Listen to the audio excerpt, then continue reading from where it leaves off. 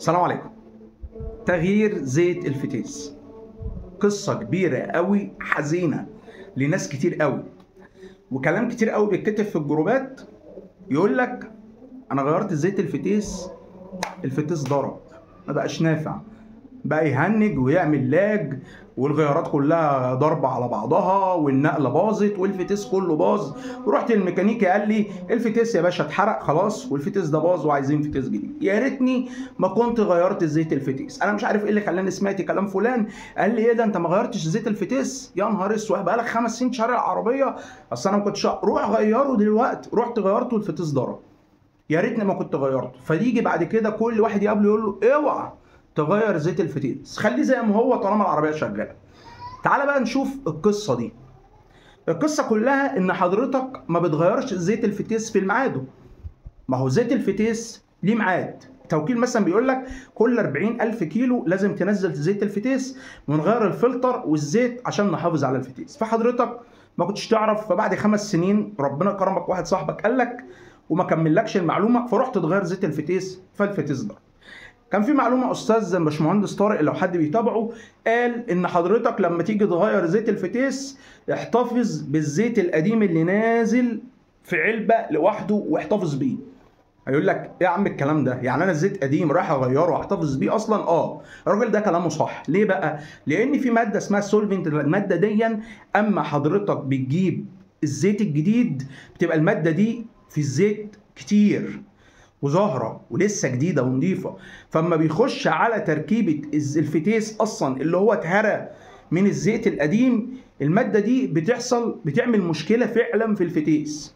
فبيقول لك لو انت حصلت معاك المشكله دي بسرعه تقدر، المشكله دي على فكره هتظهر تاني يوم. يعني انت النهارده كنت عند الميكانيكي، روحت تاني يوم بقى هترزع مشوار، هتبص تلاقي النقلات كلها بايظه معاك والفتيس بيرزع وفي حوار كبير في العربيه. فهترجع للميكانيكا هيقول لك الفتيس كده شكله عايز بقى اصلاح او باظ او ضرب، هيقول لك اي حاجه. لا، نزل الزيت الجديد اللي انت جبته ده اللي انت حطيته في العربيه، نزله في العلبه بتاعته تاني. حطيت 4 لتر على 4 علب، حطهم في العلب بتاعتهم او جيركن زيت كبير وفضيهم فيه، وارجع حط الزيت القديم تاني وابتدي امشي بالعربيه تلاقي الفتيس رجع لوضعه السليم تاني. ما تسيبوش بقى في الزيت الجديد لحد ما يبوظ خالص. طب الكلام ده يا جماعه انتوا بتتكلموا ولا بتهزروا؟ لا، الكلام ده والله صح، احنا ما بنهزرش. اما حضرتك هترجع الزيت القديم للفتيس هترجع معاه الماده اللي عملت مشكله مش موجوده، اتبخرت او فاضل فيها حاجات بسيطه، فهتبص تلاقي الفتيس رجع لطبيعته تاني. طب وبعدين انا كده مش هغير زيت لا هتغير. تعالى بقى بعد ما رجعت الزيت القديم ومشيت والفتيس اتظبط، روح للميكانيكي. عارف بقى ومش عارف انت، قول له انت خليك فاهم، انت دي عربيتك وافهم فيها. قول له يا باشا نزل لي 2 لتر من الاربعه دول. فتيس مثلا بتاعتك باخد 4 لتر، قول له يا باشا نزل لي 2 لتر من الاربعه لتر دول. الزيت القديم نزل 2 لتر وحط لي ال 2 لتر الجداد دول في قلب الفتيس. فالميكانيكا يقول لك يا عم الراجل المجنون ده اعمل له بيقول عليه ريحه. بس انت صح، اما هتنزل الزيت القديم وتحط 2 لتر جديد فيهم الماده الجديده، هيخشوا مع القديمه هيعملوا تنشيط لزيت الفتيس، والماده مش هتبقى بالكتره والكثافه اللي كانت في الزيت الجديد. فهتبص تلاقي الفتيس هتمشي، هتعمل كده وتمشي وتسيب 2 قدام على 2 جداد وتمشي بيهم مثلا 5-6 آلاف كيلو، وبعدين ترجع له تاني تقول له نزل لي يا باشا بقى 2 لتر وحط 2 لتر تانيين نضاف. فهينزل 2 لتر ويحط 2 لتر نضاف وهتمشي بالفتيس. وبعد كده تقوم رايح مغير زيت الفتيس كله بقى مره واحده وتحط زيت جديد، هتبص تلاقي العربيه مشيت مفيش فيها اي مشاكل ولا الفتيس هيبوظ ولا يحصل فيها اي حاجه.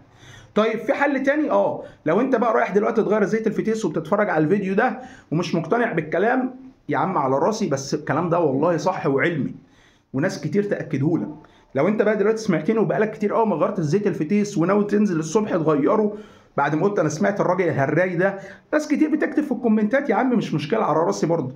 اهم حاجه ان لو واحد نفع بالمعلومه يبقى انا عندي بالدنيا والله. سمعت الفيديو ورايح بكره تغير زيت الفتيس بس انت بقالك كتير ما غيرتوش، فتقول ايه؟ هنزل القديم اشيله زي ما قال واحط الجديد واجرب. لا لا لا، ما تعملش كده. انت كده كده القديم في العربيه زي ما هو، خليه ينزل لك 2 لتر بس وحط 2 لتر وامشي.